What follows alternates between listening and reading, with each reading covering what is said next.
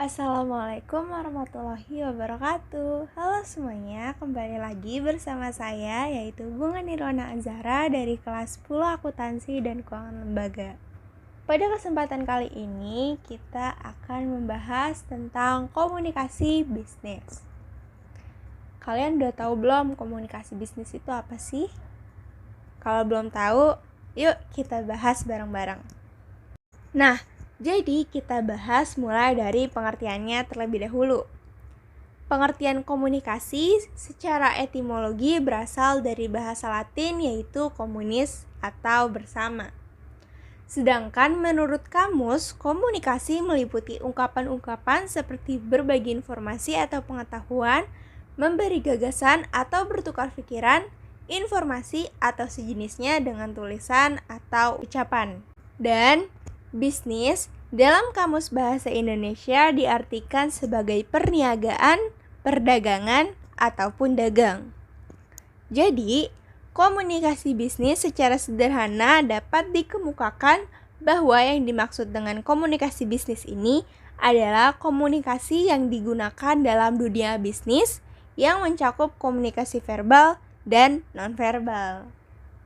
Nah, kalian juga harus tahu nih, komunikasi itu merupakan aspek paling penting dalam semua kehidupan, termasuk dalam aktivitas yang membentuk hubungan antara satu sama lain. Nah, di sini juga terdapat unsur komunikasi menurut pemikiran Harold Laswell. Di antaranya yang pertama, ada komunikator atau orang yang menyampaikan pesan. Yang kedua, ada komunikan atau orang yang menerima pesan. Yang ketiga, ada pesan atau bisa diartikan sebagai pernyataan yang didukung oleh lambang. Yang keempat, ada media atau sarana atau saluran yang mendukung pesan. Yang kelima, ada efek atau dampak sebagai pengaruh dari pesan. Nah, komunikasi yang efektif dapat terjalin dengan baik apabila kedua belah pihak saling mengakui kekurangan dan kelebihan orang lain serta mengerti kelemahan orang lain. Yang harus kalian tahu di sini, komunikasi bisnis itu berbeda dengan komunikasi antar pribadi. Karena komunikasi antar pribadi itu merupakan bentuk komunikasi yang lazim dijumpai dalam kehidupan sehari-hari antara dua orang atau lebih untuk mencapai tujuan tertentu. Dan juga komunikasi bisnis ini juga berbeda dengan komunikasi lintas budaya. Komunikasi lintas budaya merupakan komunikasi yang dilakukan antara dua orang atau lebih yang masing-masing memiliki budaya yang berbeda. Kemudian, terdapat unsur komunikasi. Di sini ada 7 aspek yang dapat menyebabkan komunikasi itu dapat terjadi. Yaitu yang pertama, adanya manusia atau komunikator atau sender. Yang kedua, adanya pesan. Yang ketiga, saluran. Yang keempat, gangguan. Yang kelima, konteks atau situasi. Yang keenam, umpan balik. Dan yang terakhir adalah pengaruh. Nah, kalian juga harus tahu macam-macam komunikasi. Komunikasi itu terbagi menjadi 2, yaitu komunikasi verbal dan komunikasi nonverbal. Yang pertama, komunikasi verbal. Komunikasi verbal atau verbal communication itu merupakan salah satu bentuk komunikasi yang lazim digunakan untuk menyampaikan pesan-pesan bisnis kepada pihak lain melalui lisan ataupun tulisan. Nah, bentuk komunikasi ini memiliki struktur yang teratur dan terorganisasi dengan baik. Di sini juga ada nih contoh dari komunikasi verbal dalam dunia bisnis. Contohnya nih, yang pertama, ada membuat dan mengirim surat teguran kepada nasabah yang menunggak pembayaran. Yang kedua, membuat dan mengirim surat penawaran harga barang kepada pihak lain. Yang ketiga, berdiskusi dalam suatu tim kerja. Yang keempat, mengadakan pelatihan manajemen kepada para manajer operasional atau manajer lini. Yang kelima, melakukan presentasi bisnis dengan para investor. Nah, karena kita tadi sudah tahu apa itu komunikasi verbal dan juga contoh-contohnya, kita juga harus tahu kenapa komunikasi verbal itu sangat penting dalam dunia bisnis. Di sini tertulis, dengan komunikasi verbal diharapkan orang dapat memahami apa yang disampaikan oleh si pengirim pesan, baik dalam bentuk mendengarkan informasi yang disampaikan secara lisan maupun tulisan. Dan juga, komunikasi bisnis yang efektif sangat tergantung pada keterampilan seseorang dalam mengirim maupun menerima pesan. Nah, secara umum nih, untuk mengirim pesan bisnis, seseorang dapat menggunakan lisan sebanyak 30% dan tulisan sebanyak 9%. Sedangkan untuk menerima pesan bisnis, orang sering menggunakan pendengaran atau mendengar sebanyak 45% dan bacaan atau membaca sebanyak 16%. Nah, yang kedua ada komunikasi nonverbal. Komunikasi nonverbal atau nonverbal communication adalah salah satu bentuk komunikasi yang lazim digunakan dalam menyampaikan pesan dengan menggunakan gerak tubuh atau bahasa tubuh. Di sini juga ada contoh-contoh dari komunikasi nonverbal. Yang pertama, menggeretakkan gigi karena menunjukkan kemarahan. Terus yang kedua, ada mengerutkan dahi untuk menunjukkan seseorang sedang berpikir. Yang ketiga, menggelengkan kepala untuk menunjukkan sikap menolak atau keheranan. Yang keempat, simbol dilarang merokok yang terpasang di ruangan untuk menunjukkan bahwa tamu dilarang untuk merokok.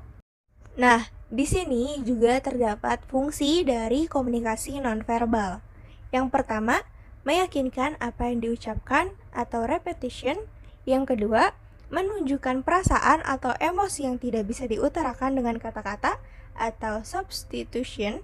Yang ketiga, menunjukkan jati diri sehingga orang lain bisa mengenalnya atau identify. Yang keempat, menambah atau melengkapi ucapan-ucapan yang dirasa belum sempurna atau disebut juga complement. Nah, dalam berbagai studi, komunikasi nonverbal ini juga dikelompokkan dalam beberapa bentuk. Contohnya yang pertama ada kinesics, yaitu komunikasi verbal yang ditunjukkan dengan gerakan tubuh. Kinesics ini juga dibagi lagi menjadi 5, yaitu ada emblems, illustrators, effect display, regulators, dan adaptory. Kemudian yang kedua ada gerakan mata atau eye gaze. Gerakan mata ini bisa dibilang yang paling menunjukkan ekspresi seseorang. Contohnya ketika dia sedang sebal, sedih, senang, ataupun terharu. Kemudian yang ketiga ada sentuhan atau touching. Sentuhan adalah sebuah isyarat yang dilambangkan dengan sentuhan badan. Nah, untuk sentuhan ini juga terbagi menjadi 3 lagi, yaitu yang pertama ada kinesthetic, social feeling, dan thermal. Kemudian yang keempat ada paralanguage. Paralanguage merupakan suatu isyarat yang timbul karena adanya sebuah tekanan pada saat berbicara. Sehingga pada saat si komunikator berbicara, sang komunikan sudah mengerti apa yang sebenarnya ingin dibicarakan. Lanjut, yang kelima ada diam. Diam juga merupakan bentuk komunikasi nonverbal. Walaupun bentuk komunikasi ini merupakan bentuk yang paling sulit untuk diterka karena bisa saja apa yang dipikirkan orang itu adalah negatif ataupun positif. Yang keenam, ada bunyi.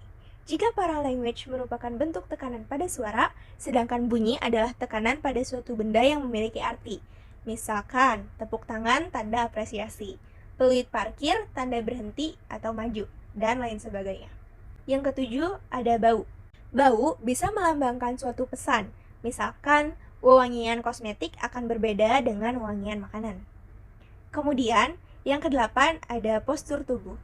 Terkadang manusia mengartikan postur tubuh secara branding. Bentuk postur tubuh seseorang juga dapat dilihat dari 3 bentuk. Yang pertama ada ectomorphy, yaitu tinggi kurus, dilambangkan orang yang mempunyai sikap ambisius, pintar, dan kritis. Yang kedua ada mesomorphy, yaitu bentuk badan yang tegap dan atletis, melambangkan orang tersebut cerdas, bersahabat, dan aktif. Yang ketiga ada endomorphy, yaitu bentuk tubuh pendek, bulat, dan gemuk, melambangkan pribadi yang humoris, santai, dan cerdik. Lalu yang terakhir ada warna. Warna juga bisa memberikan arti pada objek, misalkan warna merah yang tandanya berani, dan putih yang artinya suci. Kemudian kita lanjut, Karena tadi kita sudah mengetahui apa itu komunikasi nonverbal dan beserta fungsi-fungsinya, kita juga harus tahu kenapa komunikasi nonverbal itu penting dalam dunia bisnis. Komunikasi nonverbal ini sangat penting karena memiliki pengaruh yang lebih besar daripada komunikasi verbal. Keunggulan komunikasi nonverbal adalah reabilitasnya. Hal ini berkaitan dengan tingkat kepercayaan yang tinggi terhadap kebenaran pesan yang disampaikan. Dengan isyarat nonverbal, seseorang dapat mendeteksi kecurangan ataupun menegaskan kejujuran informasi yang diterimanya. Kemudian terdapat proses komunikasi. Menurut Courtland L. Boff dan John V. Thiel, dalam Business Communication Today, proses komunikasi atau communication process terdiri dari 6 tahapan, yaitu yang pertama, pengirim mempunyai suatu ide atau gagasan. Sebelum proses penyampaian pesan ini dapat dilakukan, pengirim pesan harus menyampaikan ide atau gagasan apa yang ingin disampaikan kepada pihak lain atau audiens. Ide ini dapat diperoleh dari berbagai sumber yang terbentang luas di hadapan kita. Lalu, yang kedua, pengirim mengubah ide menjadi suatu pesan. Dalam suatu proses komunikasi, tidak semua ide dapat diterima atau dimengerti dengan sempurna. Proses komunikasi dimulai dengan adanya ide di dalam pikiran, yang lalu diubah ke dalam bentuk pesan-pesan seperti dalam bentuk kata-kata, ekspresi wajah, dan sejenisnya, untuk kemudian disampaikan kepada orang lain. Lalu yang ketiga, pengirim menyampaikan pesan. Tahap berikutnya adalah menyampaikan atau memindahkan pesan melalui berbagai saluran yang ada kepada si penerima pesan. Lalu yang keempat, penerima menerima pesan. Komunikasi antara seseorang dengan orang lain akan terjadi bila pengirim mengirimkan suatu pesan dan penerima menerima pesan tersebut. Yang kelima, penerima menafsirkan pesan. Setelah penerima menerima pesan, tahap berikutnya adalah bagaimana ia dapat menafsirkan pesan yang diterima. Dan yang terakhir, penerima memberi tanggapan dan umpan balik ke pengirim. Umpan balik tersebut merupakan tanggapan penerima pesan yang memungkinkan pengirim untuk menilai efektivitas suatu pesan. Di dalam berkomunikasi terdapat tipe atau tingkatan komunikasi. Nah, berikut ada 5 tipe atau tingkatan komunikasi beserta dengan fungsinya. Yang pertama ada komunikasi dengan diri sendiri atau intrapersonal communication. Komunikasi dengan diri sendiri ini adalah suatu proses komunikasi yang terjadi di dalam diri individu. Proses komunikasi terjadi karena seseorang memberi arti terhadap suatu objek yang diamatinya. Komunikasi dengan diri sendiri berfungsi sebagai pengembangan kreativitasnya. Contohnya, imajinasi, memahami, dan mengendalikan diri sendiri, serta meningkatkan kematangan berpikir. Lalu yang kedua ada komunikasi antar pribadi atau interpersonal communication. Komunikasi antar pribadi ini adalah proses komunikasi yang berlangsung antara 2 orang atau lebih. Fungsi komunikasi ini adalah untuk meningkatkan hubungan insani, menghindari dan mengatasi konflik-konflik pribadi, mengurangi ketidakpastian, serta berbagi pengetahuan dan pengalaman dengan orang lain. Lalu yang ketiga ada komunikasi kelompok kecil atau small group communication. Komunikasi kelompok adalah komunikasi yang berlangsung antara 3 orang atau lebih secara bertatap muka. Lanjut, yang keempat ada komunikasi massa atau mass communication. Komunikasi massa adalah pesan dikirim dari sumber lembaga kepada halayak yang bersifat massal melalui alat-alat mekanis seperti televisi, radio, surat kabar, ataupun film. Ciri-ciri komunikasi massa ini, yang pertama, pesan bersifat terbuka. Yang kedua, penerima adalah halayak yang variatif. Yang ketiga, penyebaran melalui media massa berlangsung cepat, serempak, dan luas. Yang keempat, komunikasi massa berfungsi menyebarluaskan informasi, meratakan pendidikan, merangsang pertumbuhan ekonomi, dan menciptakan kegembiraan. Lalu, yang terakhir ada komunikasi publik atau public communication. Komunikasi publik biasa disebut komunikasi pidato, kolektif, atau public speaking. Komunikasi publik ini berfungsi menumbuhkan semangat kebersamaan atau solidaritas, mempengaruhi orang lain, memberi informasi, mendidik, dan juga menghibur. Ciri-ciri dari komunikasi publik diantaranya, yang pertama, disampaikan kepada halayak yang lebih besar dalam situasi tatap muka. Yang kedua, penyampaian pesan berlangsung kontinu. Yang ketiga, penerima tidak dapat diidentifikasi satu persatu. Lalu kita lanjut ke faktor penghambat dalam komunikasi. Hambatan dalam komunikasi dapat dikelompokkan dalam 4 masalah utama, yaitu yang pertama masalah dalam mengembangkan pesan.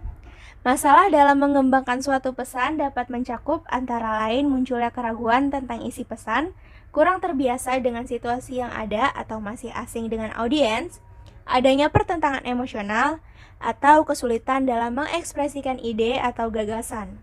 Yang kedua, ada masalah dalam menyampaikan pesan. Komunikasi dapat terganggu karena munculnya masalah penyampaian pesan dari pengirim ke penerima. Masalah yang paling jelas di sini adalah faktor fisik. Masalah lain yang muncul dalam penyampaian suatu pesan adalah bila dua buah pesan yang disampaikan mempunyai arti yang berlawanan atau bermakna ganda. Yang ketiga, masalah dalam menerima pesan. Masalah yang muncul dalam penerimaan suatu pesan antara lain kondisi yang dapat mengganggu konsentrasi penerima. Yang keempat, masalah dalam menafsirkan pesan. Masalah dalam menafsirkan pesan dikarenakan perbedaan latar belakang, perbedaan penafsiran kata, dan juga perbedaan reaksi emosional. Lalu ada juga nih hambatan komunikasi antar manusia. Yang pertama ada perbedaan persepsi dan bahasa, yang kedua pendengaran yang buruk, yang ketiga gangguan emosional, yang keempat perbedaan budaya, dan yang kelima gangguan fisik. Lalu karena tadi kita sudah tahu hambatan apa saja dalam berkomunikasi, kita juga harus tahu cara mengatasi hambatan tersebut dan cara memperbaiki komunikasi. Caranya, yang pertama ada memelihara iklim komunikasi terbuka. Yang kedua, bertekad memegang teguh etika berkomunikasi. Yang ketiga, memahami kesulitan komunikasi antar budaya. Yang keempat, menggunakan pendekatan berkomunikasi yang berpusat pada penerima. Yang kelima, menggunakan teknologi secara bijaksana dan bertanggung jawab untuk memperoleh dan membagi informasi. Dan yang terakhir, menciptakan dan memproses pesan secara efektif dan efisien, yaitu memahami si penerima pesan dan memilih saluran atau media yang tepat. Nah, jadi itu dia pembahasan tentang materi komunikasi bisnis. Terima kasih telah menonton video ini dan mohon maaf apabila ada kekurangan di dalam video ini. Semoga video ini bermanfaat untuk kalian semua. Sekali lagi saya ucapkan terima kasih. Wassalamualaikum warahmatullahi wabarakatuh.